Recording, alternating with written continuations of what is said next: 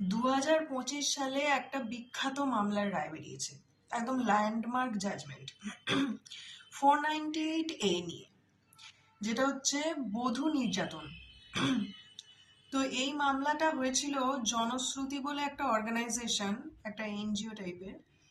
তো তারা পিল ফাইল করেছিল সুপ্রিম কোর্টে। পিল মানে হচ্ছে পাবলিক ইন্টারেস্ট লিটিগেশন, মানে যেখানে পাবলিকের স্বার্থ জড়িয়ে আছে যে লিটিগেশন।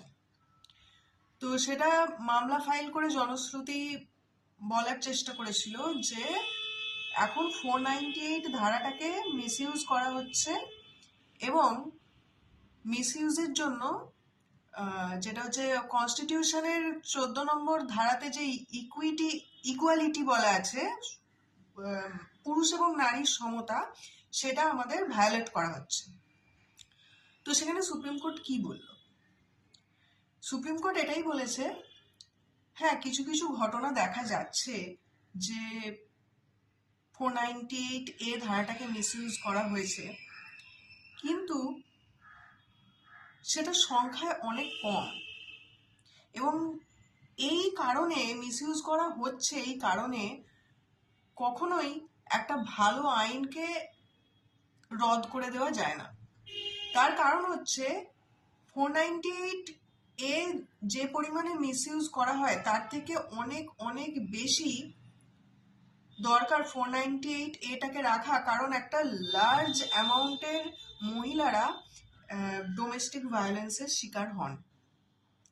এটা আপনারা মানবেন কি মানবেন না, এটা আমাকে একটু কমেন্ট করে জানাবেন।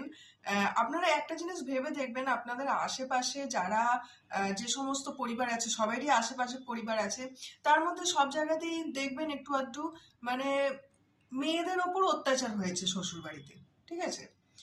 কারণ মেয়েদেরকে তো শ্বশুর বাড়ি গিয়ে থাকতে হয়। আমি মহিলা বলে এই কথাটা বলছি না, মেয়েরা তাদের নিজস্ব মানে কমফর্ট জোনটা ছেড়ে যাচ্ছে অন্য একজনের ঘরে, তো সেখানে তো তারাই অত্যাচারিত হবে। একটা ছেলেকে কিভাবে অত্যাচার করবে সে?